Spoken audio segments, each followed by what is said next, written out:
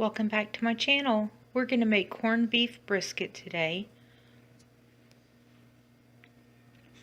Here I've already taken it out of the package that it came in.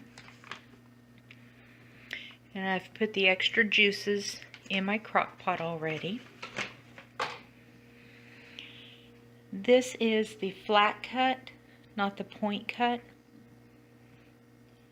And it has enough marbling on it, but not too much that I don't feel a need to have to cut all of that off.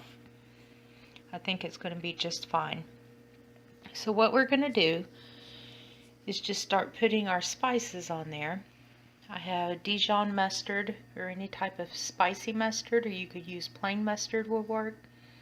Mustard seed and celery seed. Brown sugar is over on the right. Apple cider vinegar. Even though this has already been pre-brined, I go ahead and add a little bit of sea salt. Italian seasonings. Bay leaves. And I use quite a few bay leaves when I cook. And then we have onion powder,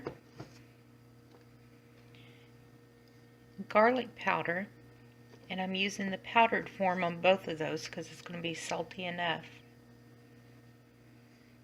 The brisket's going to be salty. And about a cup of water. I probably won't use all of that. So we'll just go ahead and rub this mixture on both sides of the meat, and then I'm going to set it in the crock pot.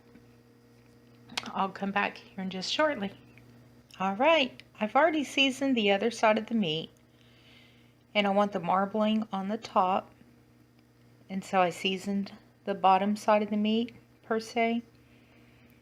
Put that in the crock pot, went ahead and added the rest of the solution that was in the bag that just pours out of the bag in there. And then I put in about a half a cup of apple cider vinegar, and I added almost a half a cup of the water. And I have some bay leaves in there. On top, I wanted you to see how I do this in no certain order. I put about a teaspoon of the garlic, the onion powder, just a few shakes of the sea salt. It just kind of helps to season it, but it's already sat in a salt solution brine. There's a cup of firmly packed brown sugar. That little strip there is the Dijon mustard. Goes all the way around. And then I put the Italian seasoning, the mustard seeds and celery seeds, and I'm going to go ahead and add the seeds that are in the little packet that come with it also. So don't be afraid. I just get my hand in here and rub all of this around on top of this meat.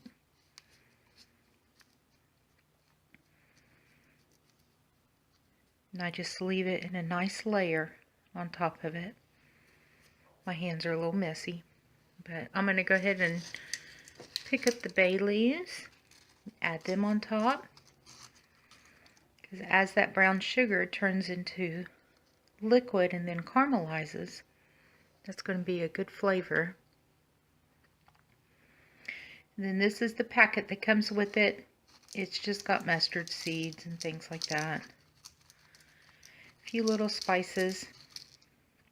And those will sit on top and cook also.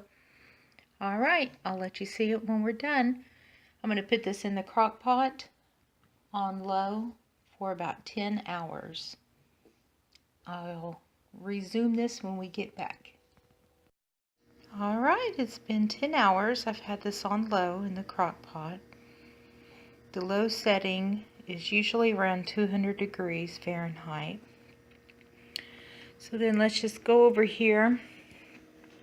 I have a little crochet barrier that I put down on top of the stove. And I have a platter ready. I'm going to go ahead and put the crock pot basin with the lid off in the oven. I have it preheating to 300 degrees. Looks like it is ready. I hadn't even noticed. But I'll go ahead and put it in there for about 10-15 minutes and just kind of let the top dry out, and then we'll transfer it to this dish and we'll take a look and see how yummy it is. Alright, we have it transferred over and it's absolutely beautiful. You want to go ahead and take off these bay leaves. They're not edible. They're just for flavoring, seasoning.